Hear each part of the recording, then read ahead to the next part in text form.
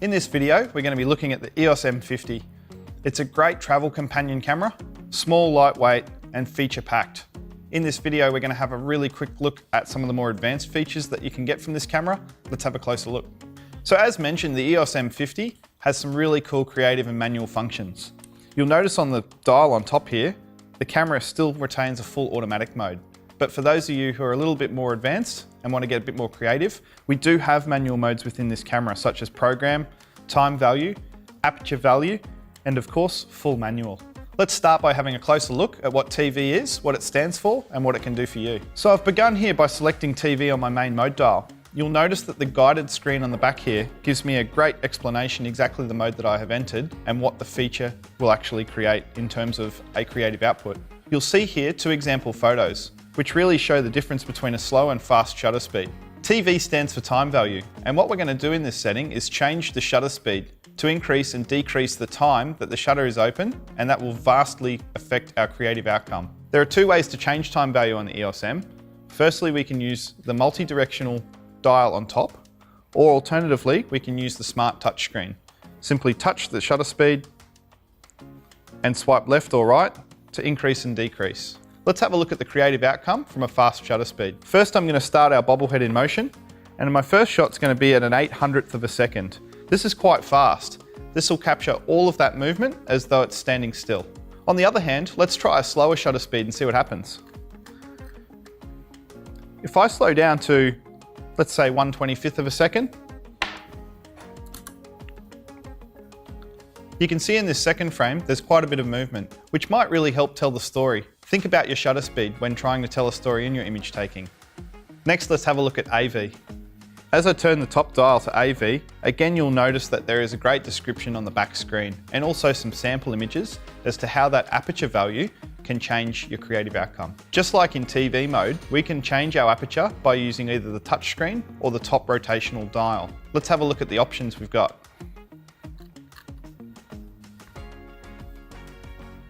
The minimum aperture is determined by the lens. In this case, I'm using a lens that can stop down to 5.6. Focused in my center object, I'm going to take this photo at 5.6. Let's have a look. You'll notice in this photo that my center object is sharp and in focus. The objects in the foreground and background have become blurry and out of focus. This is a great setting for portraits and photos that you want to identify a specific object in a busy background. Let's try the other end of the scale and see what happens.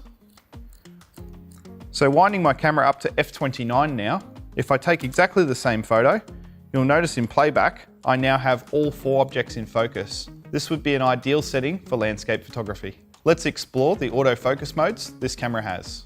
To change my autofocus modes, I can use the Q button to activate the touchscreen and then simply use my finger to touch on the autofocus modes. You'll notice the M50 has 2 modes to offer, one shot and servo.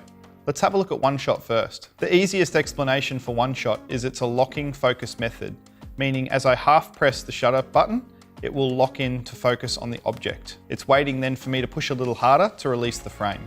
One shot is an ideal focusing method for objects that aren't moving, staged portraits, landscapes. The alternative to one shot in this camera is servo mode. The most simple explanation for servo mode is when I half press to focus, it will continually track the moving objects within the AF box. Servo mode is primarily used for high-speed moving objects. Another really cool feature of the EOS M50 is touch and drag AF. It's very hard for me to show you this on camera, but I'll explain you through the process.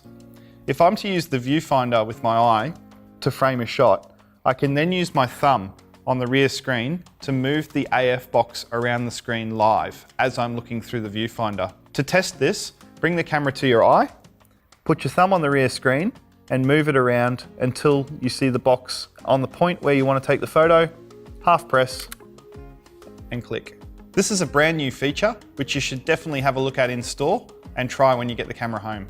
As I mentioned earlier, the M50 has some great automatic features built in, which will help you learn about photography. Another feature within this camera is its scene mode settings. Turning my mode dial around to SCN opens up the scene mode, which allows us to choose between specific scene filters. Using the touchscreen, I can select between a number of different features such as silent shooting. So if you are shooting, say, a sleeping baby, for example, and you don't want all the clicking and sounds occurring, you can use silent mode to make the camera silent. Handheld night scene is a fantastic feature. This will actually take 4 photos handheld and stitch them together to give you a correctly exposed image. It also has HD backlight control. This is a fantastic mode for retaining detail in both highlights and shadows at the same time.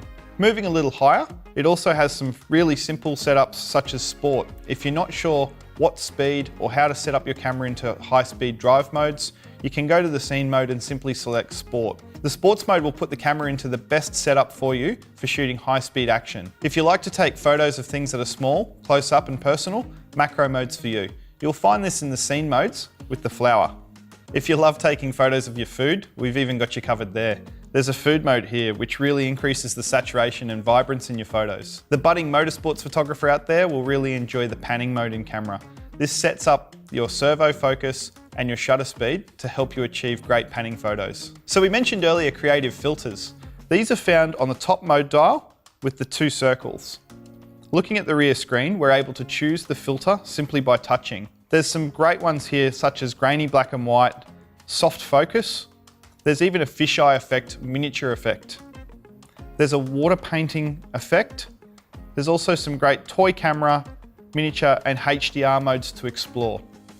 Might I suggest having a look through this mode when you get the camera home. If you love shooting in auto, but you still want to get creative, we have a new mode called Creative Assist Mode. Down the bottom right-hand corner of the screen when set to auto is a picture of a paintbrush and color wheel.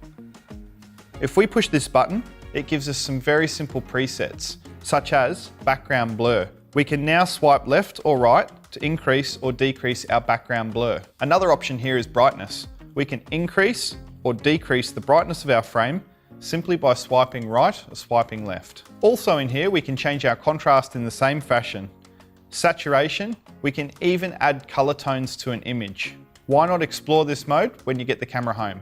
For those who know me, know that I love time-lapse videos, and it doesn't get any easier than this. Let's set this camera up to do a time-lapse.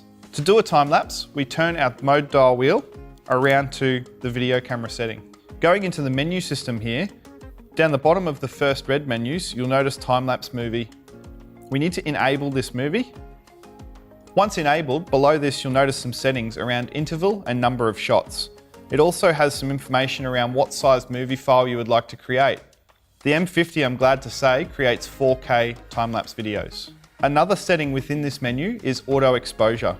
Do you want the camera to do a new exposure on each frame, or do you want it to hold and maintain the same exposure from the first frame to the last frame? Screen auto off is a great little feature in here also, which turns the screen off whilst it's capturing the time-lapse. This is a great feature for turning the screen off whilst time-lapsing to save battery. Another great little feature within this menu system is an indication of how long it's going to take to complete the task and how long the playback is going to be. Once you're happy with all of these settings, simply set the camera down and initiate with the record button. I hope that this video has assisted in learning a little bit more about the EOS M50. Happy shooting.